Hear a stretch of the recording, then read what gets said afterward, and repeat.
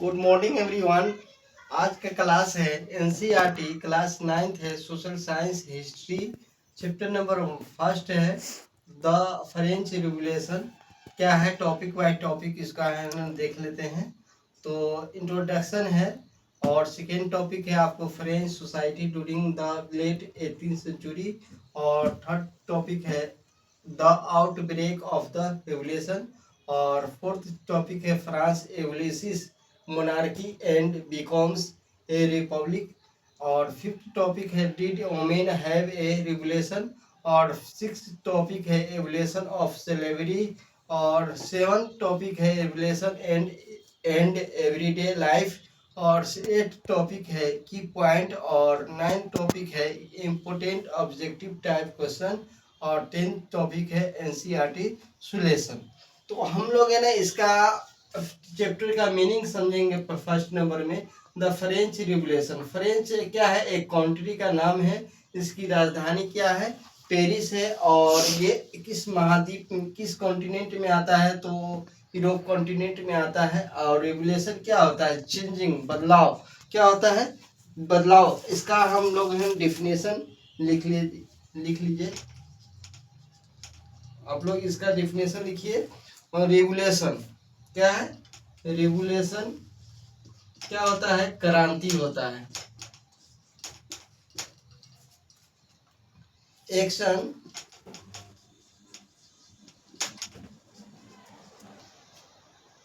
Taken by a large group of people to try to change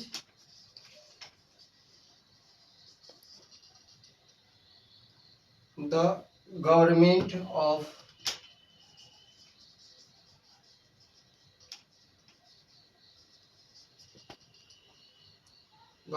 of a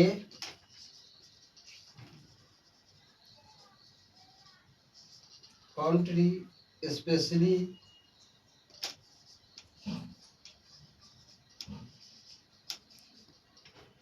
by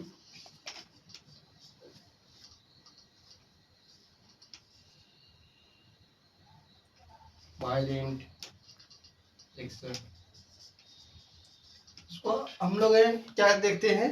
revolution क्या होता है? Revolution एक क्रांति होता है। Action taken by a large group पे ग्रुप ऑफ पीपुल के द्वारा to try to change the government of a country specially by violent actions.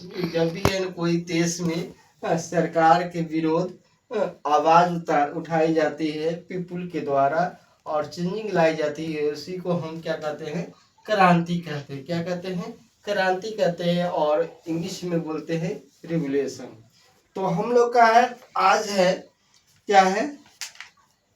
On the morning 14 July 1789 the city of Paris was in a state of alarm.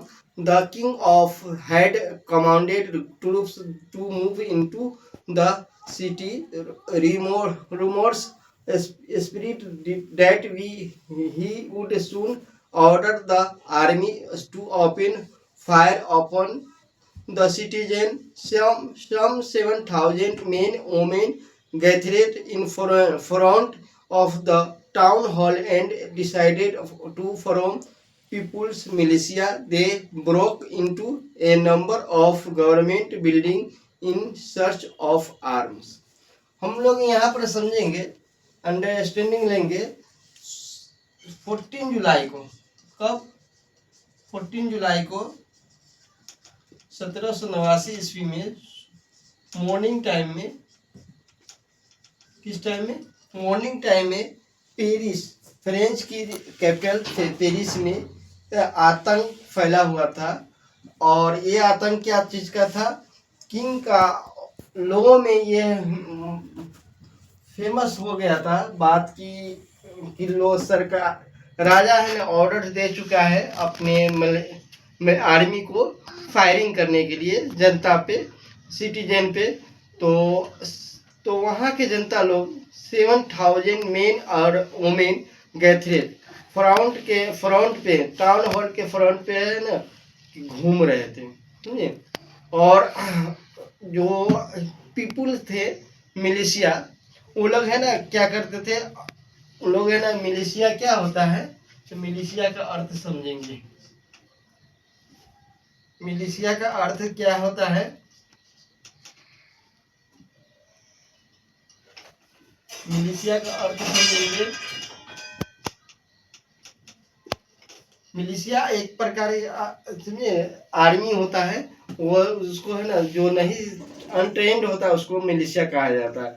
तो वो है ना, लोग है ना बिल्डिंग के चारों तरफ सर्च कर रहे थे हथियार के लिए। Finally A group of several 100 people marched towards the eastern part of city, stormed the fortress prison the Bastille, where they hoped to find dead ammunition in the armed fight that the followed. The commander of the Bastille was killed, and the prison realized, though there were only 7 of them, it was Bastille was hated by all because it stood up for the despotic power of the king. The fortress was demolished, and stone fragments were sold in the market to all those who wished to keep somewhere of its destruction. तो बस्टाइल किला है जो France में था। तो बस्टाइल किला में कितने कैदी थे, 7 कैदी थे। कितने कैदी थे, 7 कैदी थे। और उन्होंने प्रिजन के जेल से है ना 7 कैदी को क्या कर दिया था, छोड़ दिया था, और बस्टाइल पे आक्रमण कर दिया था। और आक्रमण करने के बाद उस पे है ना क्या कर दिया था, किला को है ना, किला को तोड़ फोड़ कर दिया था। और उससे निकलने वाले ब्रेक हो गया, हाँ ब्रेक वगैरह है ना, इससे है ना मार्केट में है ना बेचने गए। सुने the day that followed so more rioting both of Paris and the countryside. Most people were protesting against the highest price bread. अब ये सब किस लिए हुआ था, हाईएस्ट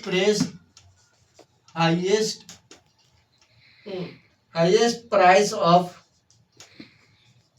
ब्रेड के लिए हुआ था। किस लिए हुआ था, हाईएस्ट प्राइस ऑफ ब्रेड के लिए हुआ था। और ये हाई प्राइस ब्रेड के कीमत बढ़ गया था, इसीलिए लोग वहाँ का सिटीजन है ना क्या किया था, रिवोल्यूशन किया था।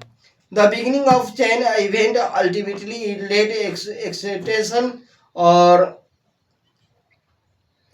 of the king of France, though most people at the time did not anticipate this outcome.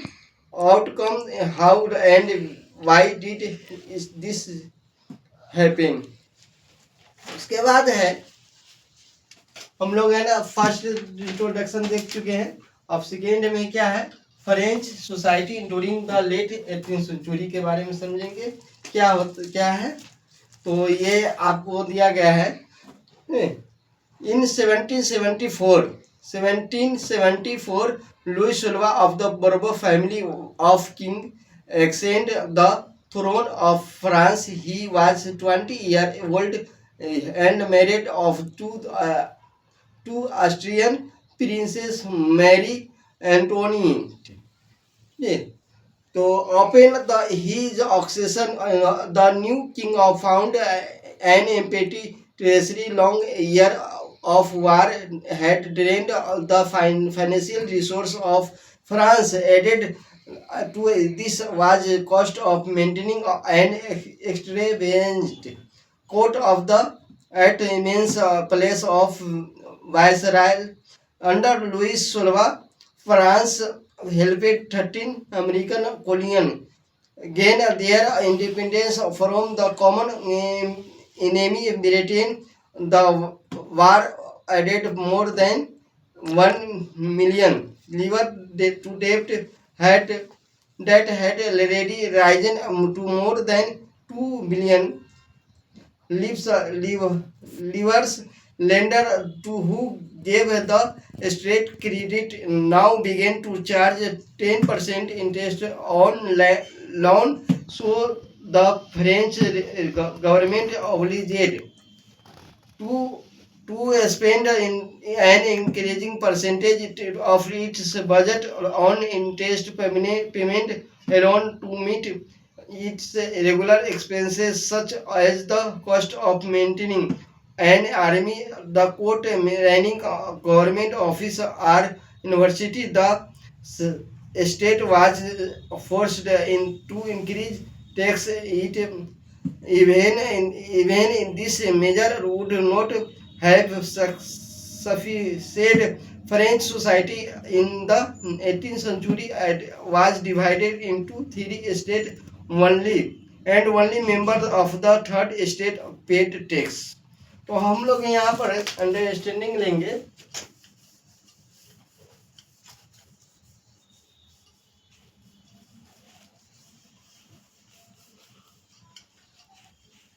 Louis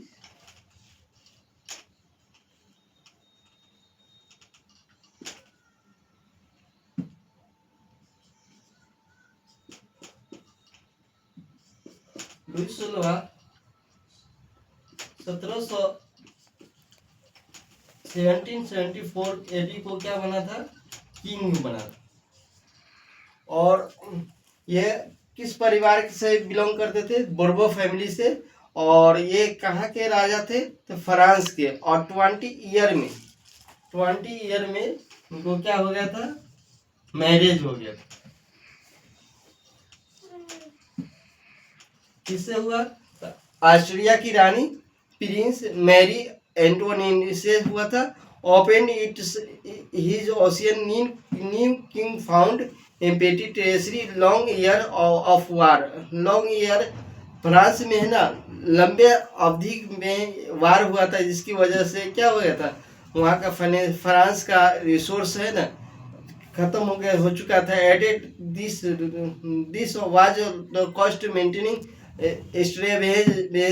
extra वेजेंट court of event place Versailles.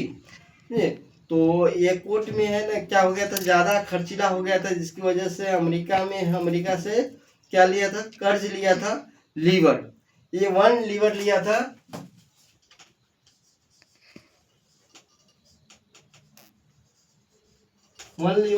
तो ये है ना इंटरेस्ट पर भाग कर कितना हो गया था, 2 लीवर हो गया था। इसकी वजह से ये इसकी सरकार है ना क्या हो गया था, चार्ज ज़्यादा बढ़ गया था। उसकी वजह से ये जनताओं में है ना टैक्स अधिकतम कर दिया था। इन्होंने फ्रांस के लोगों को 3 भागों में बांटा था। कितने भागों में बांटा था, 3 भागों में बांटा था। कौन कौन भाग है,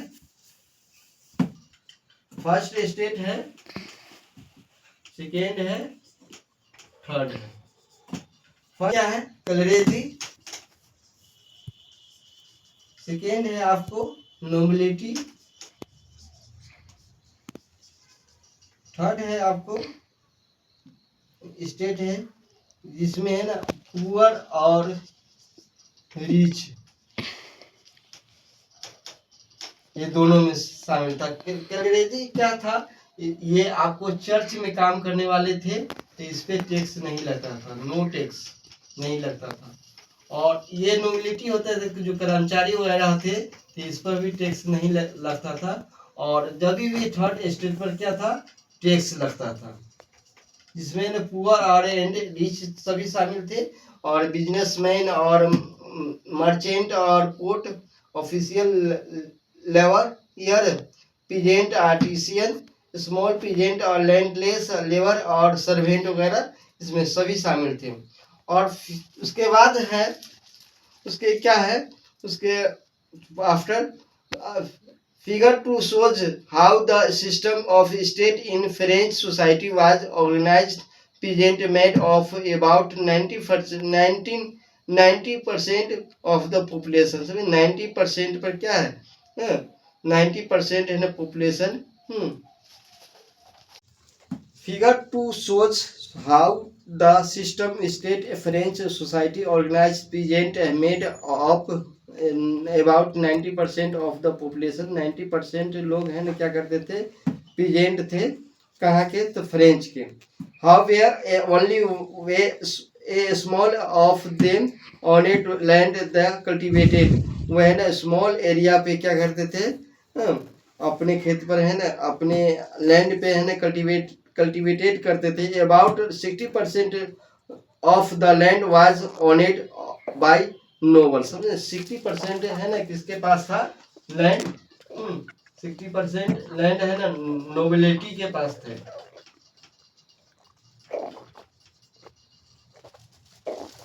उसके बाद the church and other richer member of the third state. जो चर्च में काम करने वाले थे वह मेंबर क्या थे थर्ड स्टेट में रिच थे. समझे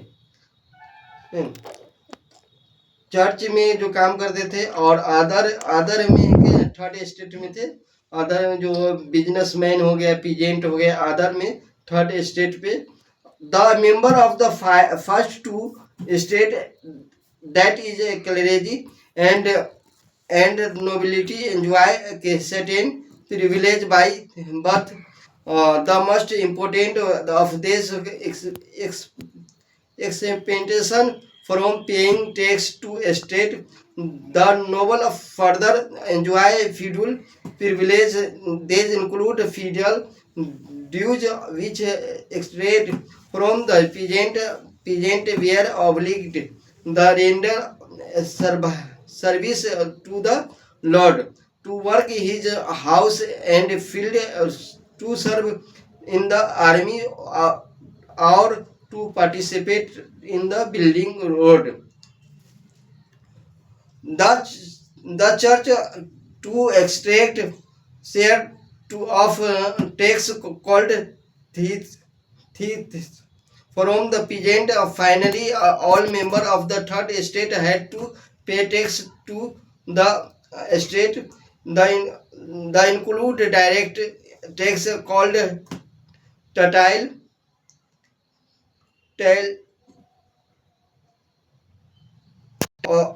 and number in a number of indirect taxes which were levied on article of every consumption like salt or tobacco. The burden of financing activities of the state through tax was home by the third state. अब यहाँ पर लेंगे understanding लेंगे. क्या है liver है. Liver क्या है यूनिट ऑफ करेंसी ऑफ फ्रांसीसी डिसकंटिन्यूड 1794 का है. समझे करेंसी था कहाँ का करेंसी इन फ्रांस फ्रेंच का था लीवर. उसके बाद है क्लेरेजी क्या है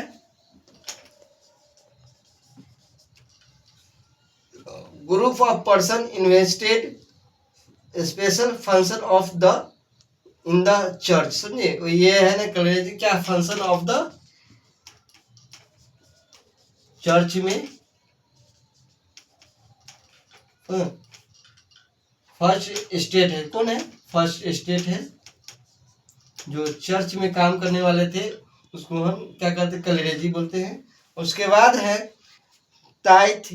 टाइथ क्या होता है एक टैक्स होता है levied by the church comprising on the 10th of the agriculture produce. समझे ये प्रकार के चर्च को जो टैक्स होता था एग्रीकल्चर पे है ना क्या होता था एग्रीकल्चर के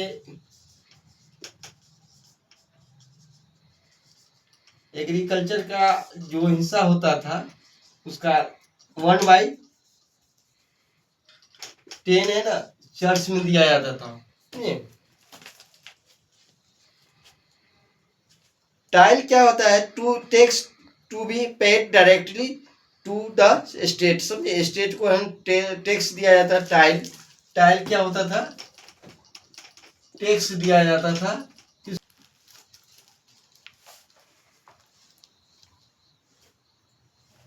the struggle to survive the population of France rose from about 23 million in 1715 to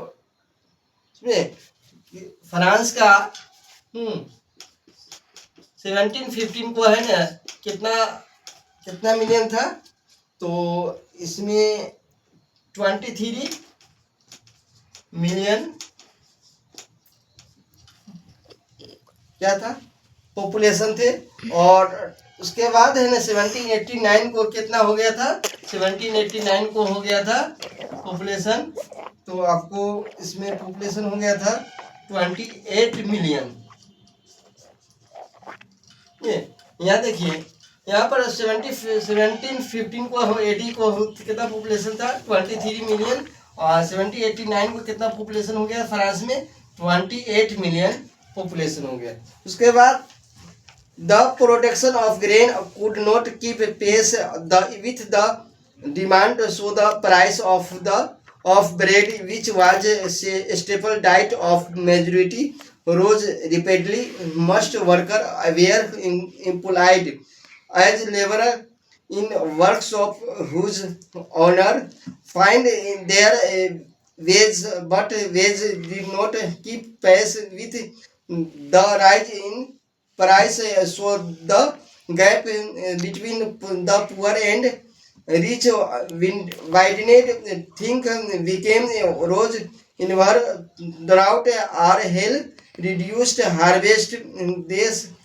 This led to subsistence crisis, something that occurred frequently in France during the world regime. सुनिए, यहाँ पर सब्सिस्टेंस क्राइस किस तरीके से होता था? Subsistence Christ होता था, ड्राउट होता था, या फ्लड हो जाता था, या हार्वेस्टिंग हो जाता था, क्रॉप्स हार्वेस्टिंग होता था। उसकी वजह से क्या हो जाता था? सब्सिस्टेंस क्राइस होता था। और सब्सिस्टेंस क्राइस का मीनिंग समझेंगे तो subsistence crisis an extreme situation where the basic means of livelihood are exchange anonymous one whose names remains unknown. समझे, जो ऐसा नेम जिसको नाम के नाम से जानते हैं। उसके बाद है क्या है? Now subsistence crisis happens. जब है ना बैड हार्वेस्ट होता था, फसल की कटाई के बाद क्रॉप्स होता था, कम होता था, तो क्या होता था? लोग है ना डिक्रीज ग्रेन होता था, जिसकी वजह से प्राइस में क्या हो जाता था? इंक्रीज हो जाता था। और जिसकी वजह से क्या होता था? Poorest can no longer buy bread. गरीब लोग है ना उसको खरीद नहीं पाते थे, जिसकी वजह से क्या होता था? वीक डाइजेस्ट हो जाता था, लोगों में कमजोरी हो जाती थी, बीमारियां हो जाती थी। और उसके बाद फाइटिंग, अगर किसी के पास ग्रेन नहीं मिलेगा तो क्या करेगा? तो ग्रेन नहीं मिलने के बाद वो है ना एक दूसरे के साथ है ना फाइटिंग करेगा, और फाइटिंग करने के बाद है ना ग्रेन प्राप्त करने का कोशिश करेगा। उसके बाद है ना क्या है? Disease epidemics medic. उसके बाद डाइजेस्ट हो जाएगा, बीमारी हो जाएगा, जिसकी वजह से क्या हो जाएगा?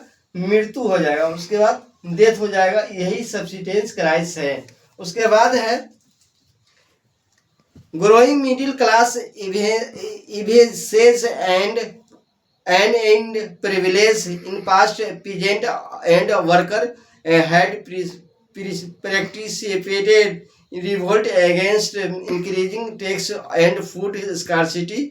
उस समय ना क्या होता था? फूड स्कार्सिटी होता था, और क्या होता था? इंक्रीजिंग टैक्स लगता था। But they lacked the means and programme to carry out full scale measure that would bearing out about to a change in social economic order. This was left to those groups within the third state who had become. The 18th century witnessed the emergence of social groups termed the middle class. समझे 18th century में क्या हुआ था, emergence हुआ था social group में और उदय हुआ था जो मिडिल क्लास के लोग थे, who were their wealth through an expanding overseas in trade and from the manufacture of goods such as woolen and textiles, silk textile that were either exported or bought by the richer member of society. समझे ये expenses हुआ था, लोग है ना trade करते थे सी root से, ट्रेड करते थे सी रूट से और मैन्युफैक्चर करते थे गुड्स के लिए और वोलेन और सिल्क टेक्सटाइल के लिए बाउट समझे खरीदा जाता था और मेंबर लोग है ना समाज से खरीदते थे. In addition to merchant and manufacture the third state include profession as such as lawyer the administrative official. समझे एडमिनिस्ट्रेटिव ऑफिशियल में क्या होता था, ये लोग हैं थर्ड स्टेट के लोग हैं ना प्रोफेशन के लेयर से लेयर था. सबसे नीचा कौन थे,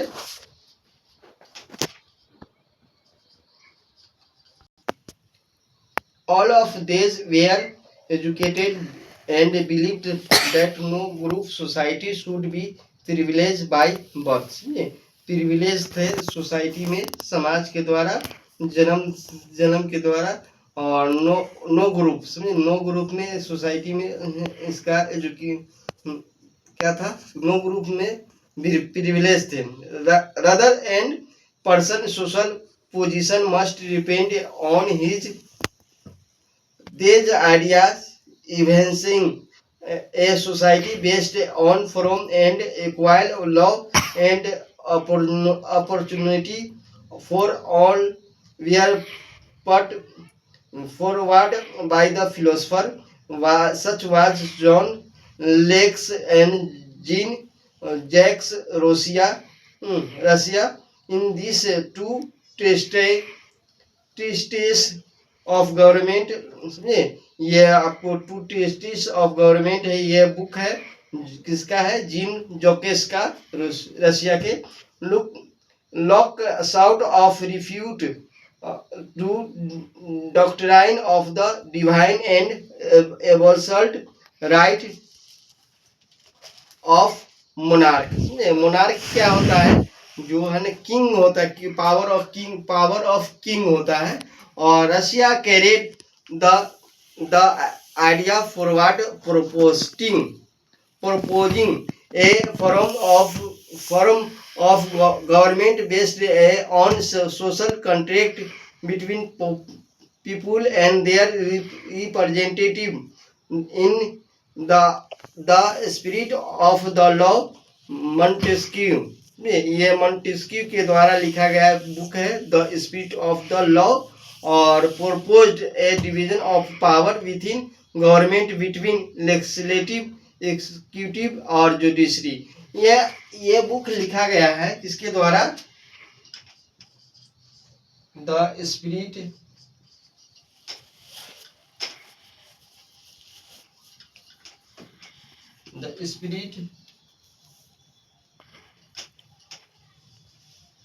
ऑफ द लॉ लिखा गया बुक किसके द्वारा, मोंटेस्क्यू के द्वारा.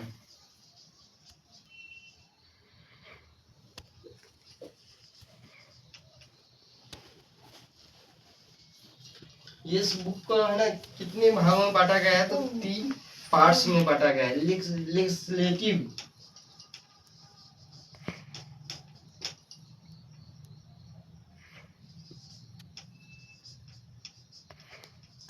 दूसरा हो गया आपको एग्जीक्यूटिव और थर्ड है आपको जुडिशरी। तो यहाँ पर हम लोग समझेंगे, ये आपको यूनाइटेड स्टेट ऑफ अमेरिका से लिया गया है और ये अमेरिका का है मॉडल है, और यही नियम हम लोग का इंडिया में लागू होता है। लेजिस्लेटिव, एग्जीक्यूटिव और जुडिशरी लागू होता है। जो इस बुक का क्या है, ऑथर कौन है, मोंटेस्क्यू। उसके बाद हम लोग पढ़ेंगे, after the 13 colonial declared their independence from Britannia, the American Constitution and its guarantee of individual right and important example of political thinker in France। ये आपको फ्रांस के नियम में लागू हो, समझे। The idea of this philosopher and we are discuss intensively in salon and coffee house and spread among people through book and newspaper. They were frankly read aloud in groups for the benefit of those who could not read and write, समझे। उसके बाद the news that Louis XVI planned to impose further tax to be able to meet the expenses of the state generated under the protest against the system of privilege। उसके बाद यहाँ source दिया गया है, source इसमें 2 example दिया गया है, एक इंग्लिश मैन आर्थर यंग के द्वारा दिया गया है और एक गिरगांव के बारे में दिया गया है, डोनेशन। उसके बारे में आप लोग इस अच्छी तरीके से क्या कर लीजिएगा, स्टडी कर लीजिएगा, रीड करके स्टडी कर लीजिएगा। उसके बाद आज का क्लास यहीं पे एंड होता है। Thank you for watching.